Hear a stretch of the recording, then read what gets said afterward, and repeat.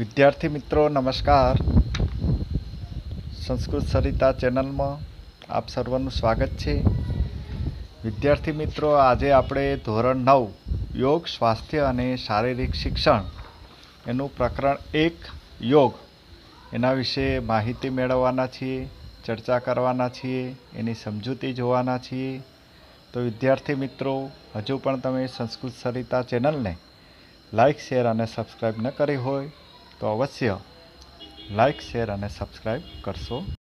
शब्द थी आपणे बधा सारी रीते परिचित छीए।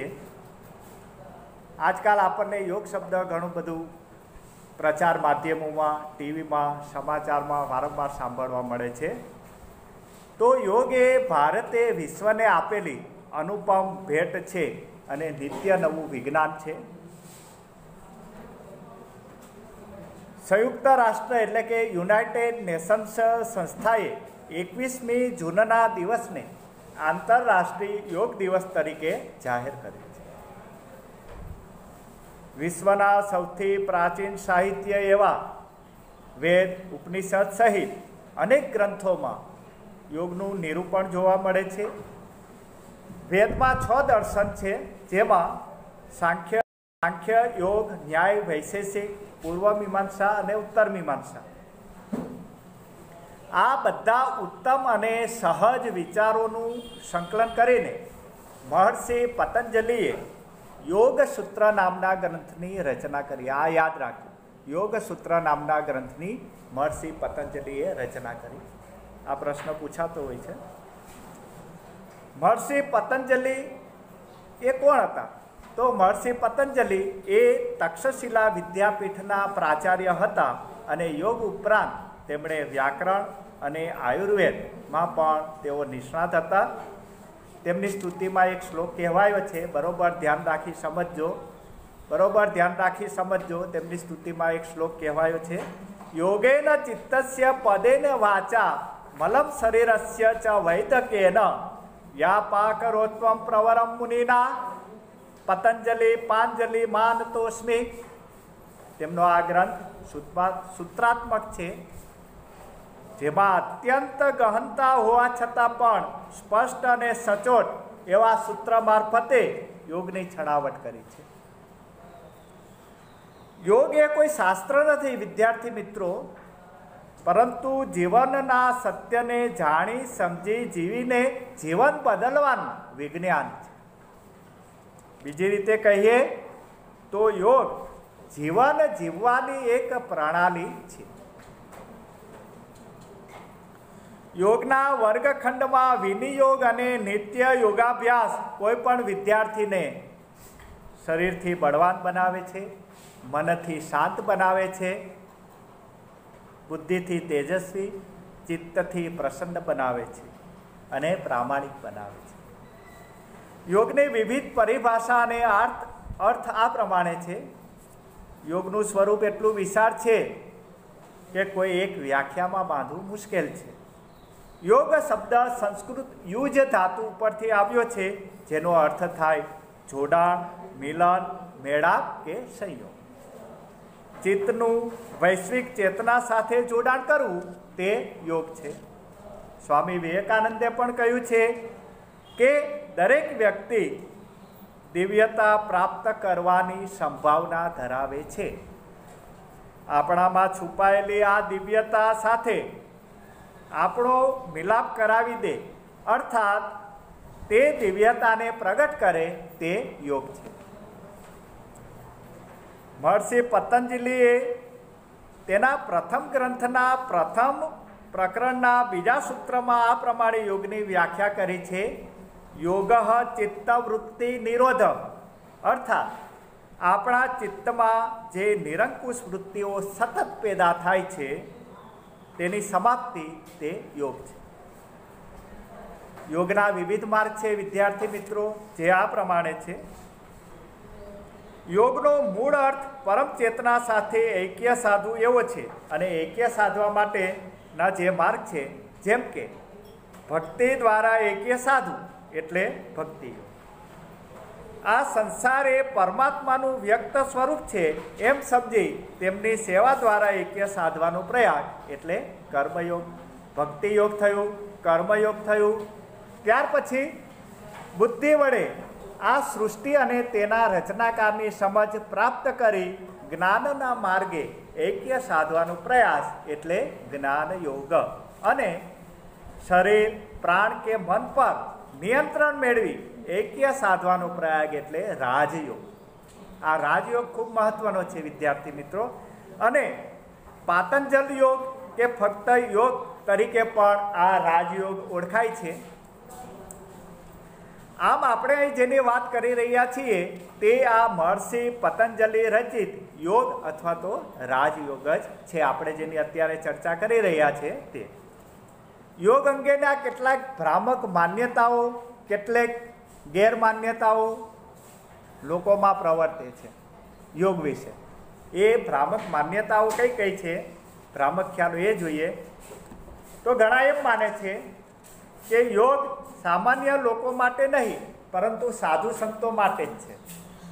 ઘણા એમ માને કે આ યોગ આપણે શું કરવું, આ તો સાધુ સંતો કરે. ઘણા એવું માને છે કે યોગ એ અલૌકિક વિષય છે.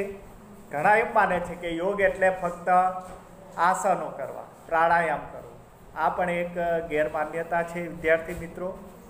ઘણા એમ સમજે કે યોગ એ એક પ્રકારની કસરત છે, તો એ પણ યોગ્ય નથી, એ પણ ખોટો ખ્યાલ છે. ઘણા એમ માને છે કે યોગ એ એક ચિકિત્સા પદ્ધતિ છે, તો આ કોઈ ચિકિત્સા પદ્ધતિ નથી. એક ગેરમાન્યતા એવી પણ છે કે યોગ ધાર્મિક સાંપ્રદાયિક વિષય છે, યોગ વાચન અને પ્રવચનનો વિષય છે. ઘણા એવું પણ માને છે. ઘણા એવી ગેરમાન્યતામાં રાચે છે કે યોગ એ સુંદરતા માટે છે, આપણે સુંદર થવું હોય તો યોગ કરવો પડે. ઘણા એવું માને છે. ઘણા એમ કહે છે કે યોગ એક ચમત્કાર છે, આપણે યોગ કરીશું તો ઘણા બધા ચમત્કાર થઈ જશે. તો આ વસ્તુ પણ ખોટી છે. એટલે આ બધા યોગ અંગેના ભ્રામક ખ્યાલો છે. વિદ્યાર્થી મિત્રો, હવે આગળ યોગથી આપણને કયા લાભ થાય, ફાયદા અને ગેરફાયદા, લાભાલાભ, યોગના લાભાલાભ જોઈશું. તો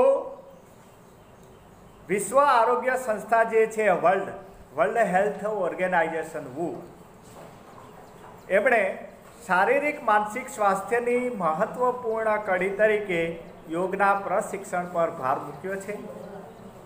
નિત્ય યોગાભ્યાસથી આપણી બુદ્ધિ તેજ બને છે, બુદ્ધિનો સહજ વિકાસ થાય છે. વિદ્યાભ્યાસની સાથે સાથે જો આપણે યોગાભ્યાસ કરીએ તો શરીરની સ્વચ્છતા અને સાથે સાથે મનની સ્વસ્થતા પણ આપણને પ્રાપ્ત થાય છે. જેમ વિજ્ઞાન પ્રયોગથી સમજાય છે તેમ યોગ એ આંતરિક પ્રયોગ અને અનુભૂતિનો વિષય છે. જ્ઞાન પ્રાપ્ત કરવા માટે આપણામાં શ્રદ્ધા હોવી જોઈએ, નમ્રતા હોવી જોઈએ, અનુશાસન, સાધના, સેવા, સાદગી, સંકલ્પ શક્તિ, આ વગેરે ગુણો આપણામાં યોગ દ્વારા વિકાસ પામે છે. જ્ઞાન પ્રાપ્તિ માટે ચેતાતંત્ર ખૂબ મહત્વનું માધ્યમ છે અને ચેતાતંત્રની બધી જ કાર્યક્ષમતાનો આધાર એ કરોડની સ્થિતિસ્થાપકતા ઉપર છે. અને આસનો કરવાથી આપણી કરોડરજ્જુ છે એ સ્થિતિસ્થાપક બને છે. જ્ઞાન પ્રાપ્તિ માટે આપણે ધ્યાન દઈને ભણવું પડે છે અને એટલે આપણા ચંચળ મનને એકાગ્ર કરવું પડે છે. આપણું ચંચળ મન એકાગ્ર યોગથી થશે, એટલે યોગથી આ પણ લાભ થાય છે.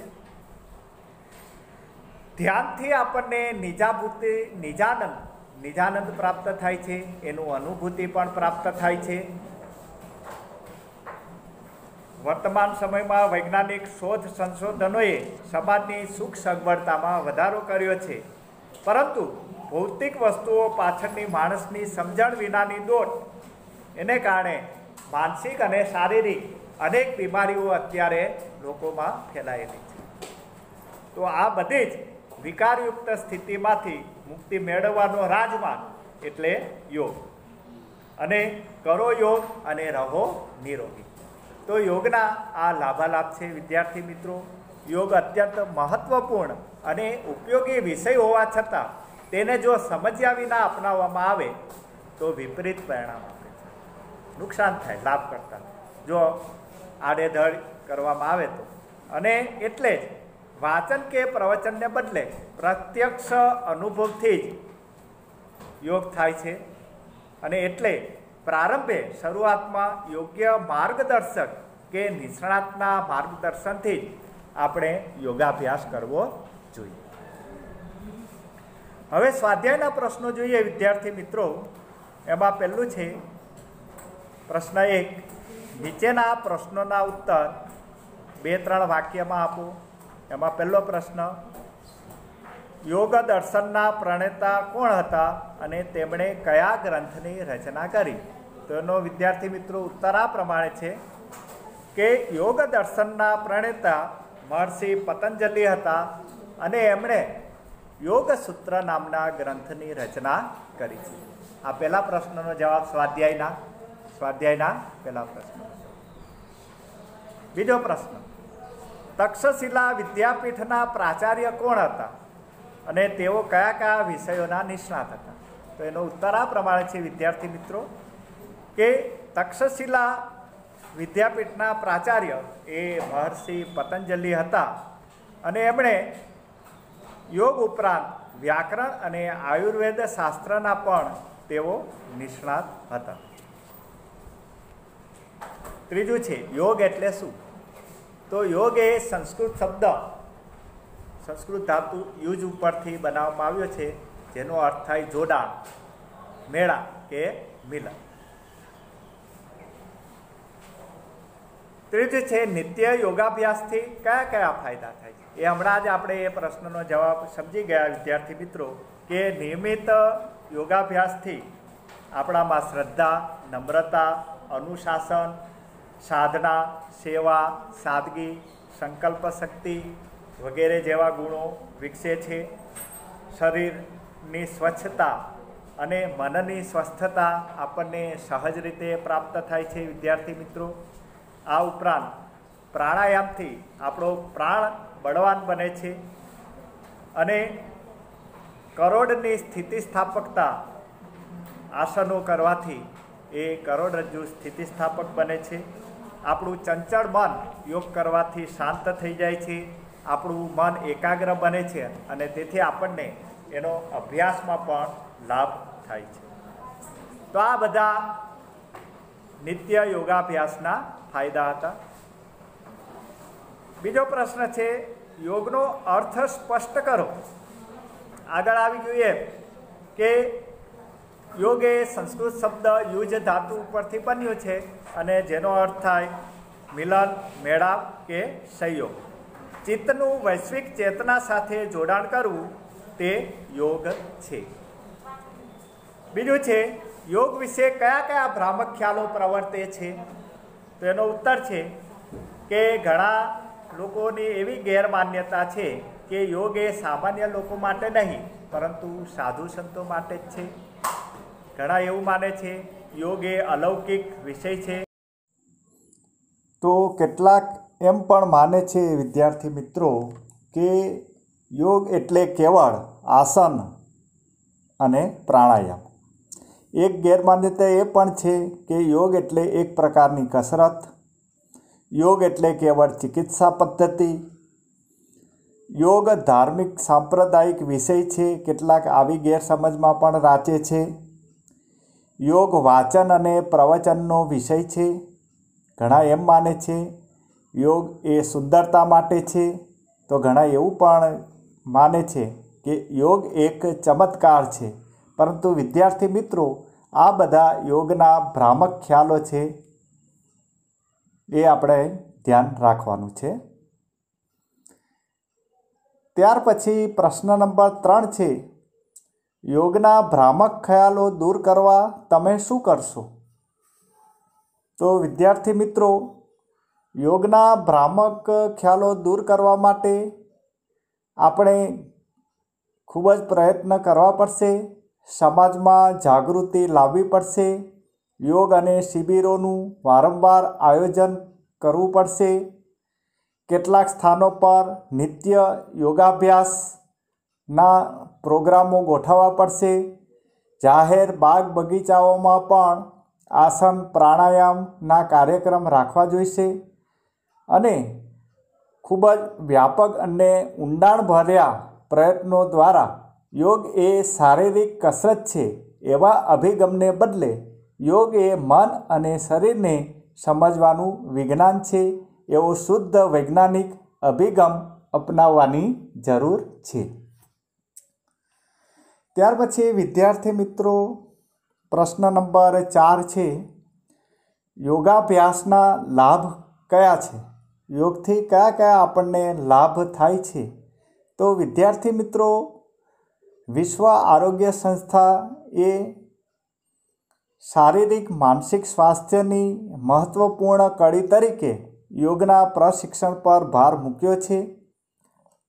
નિત્ય યોગાભ્યાસથી બુદ્ધિનો સહજ વિકાસ થાય છે. વિદ્યાભ્યાસની સાથે સાથે સાતત્યપૂર્ણ રીતે યોગાભ્યાસ કરવાથી શરીરની સ્વચ્છતા અને સ્વસ્થતા સહજ રીતે પ્રાપ્ત થાય છે. જ્ઞાન પ્રાપ્ત કરવા માટે આપણામાં શ્રદ્ધા, નમ્રતા, અનુશાસન, સાધના, સેવા, સાદગી, સંકલ્પ શક્તિ વગેરે ગુણો જરૂરી છે અને નિયમિત પ્રાણાયામ કરવાથી, યોગાભ્યાસ કરવાથી આપણામાં આ ગુણો વિકસે છે.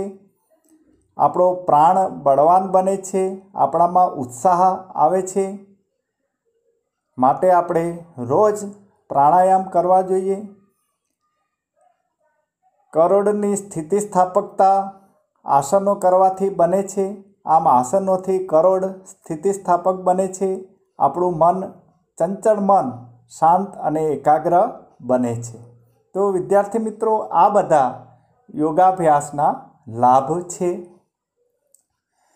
ત્યાર પછી પ્રશ્ન નંબર 3 છે વિદ્યાર્થી મિત્રો. પ્રશ્ન નંબર 3, યોગ્ય વિકલ્પ પસંદ કરો. એમાં પહેલો પ્રશ્ન છે, આંતરરાષ્ટ્રીય યોગ દિવસ કયા દિવસે યોજાય છે? આંતરરાષ્ટ્રીય યોગ દિવસ કયા દિવસે યોજાય છે? તો વિદ્યાર્થી મિત્રો, એનો જવાબ આવશે 21મી જૂન. ઓપ્શન બી 21મી જૂન. ત્યાર પછી બીજો પ્રશ્ન છે, યોગ શબ્દની મૂળ ધાતુ કઈ છે?